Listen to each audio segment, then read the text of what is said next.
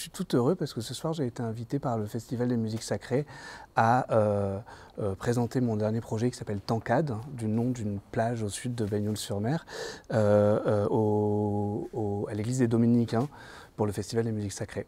Et ça c'est cool. Je crois que ma première émotion musicale, c'est-à-dire la première fois que j'ai aimé une pièce en me disant ça c'est ce que je veux jouer, c'était les Folies d'Espagne de Marin Marais. Les thèmes et variations, qui sûrement évoquaient un peu la culture musicale qui est très entendue à la maison, puisque mon père joue de la guitare flamenca. Alors il y a ceux que j'ai fréquentés, encore une fois mon papa, parce que c'est lui qui m'a appris à être...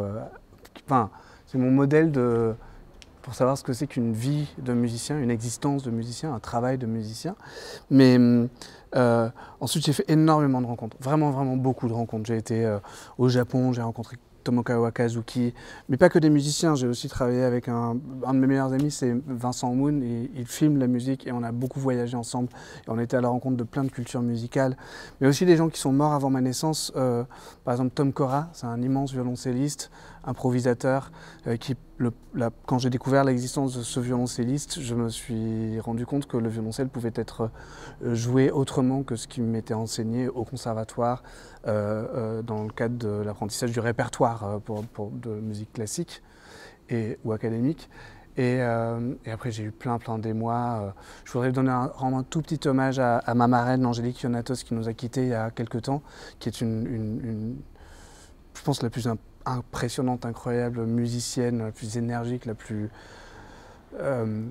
créative, avec laquelle j'ai eu le bonheur de jouer. Elle m'a embarqué sur ces tournées il y a quelques années, et je crois que j'ai énormément appris avec Angélique. Et j'ai un souvenir d'enfance d'avoir vu Angélique toute seule, toute frêle, avec sa guitare, devant un public, devant 500 personnes qu'elle a rendu fou dans cette église des Dominicains quand j'étais gamin. Et je m'en souviens très bien de ce concert. C'est complètement banal et en même temps c'est tellement évident. Mozart a touché à vraiment la justesse et la perfection.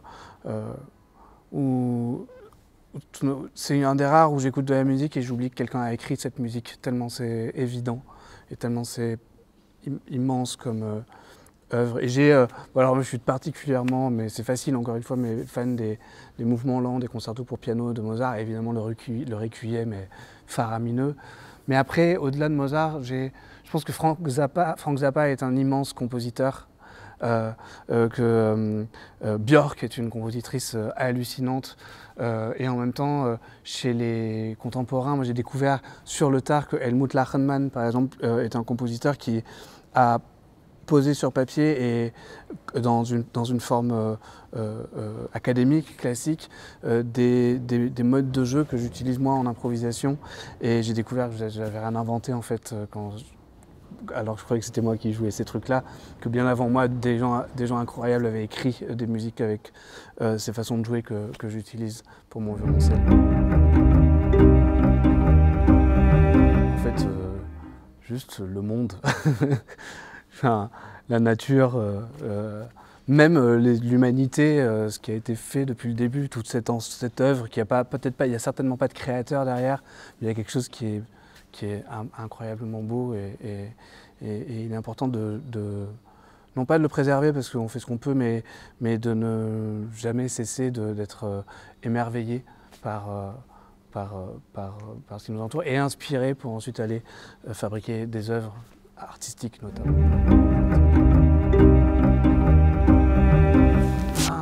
Indéfinissable. Mais j'aimerais en dire plus. Non, mais le sacré, c'est comme la poésie. Il y a du sacré. Il peut y avoir du sacré dans toute chose. On peut pas, et la plupart du temps, quand on cherche le sacré, on n'y arrive pas. Le public qui vient voir un truc et ce qu'il vient voir n'a rien à voir avec ce qu'il attendait et qui est quand même agréablement surpris.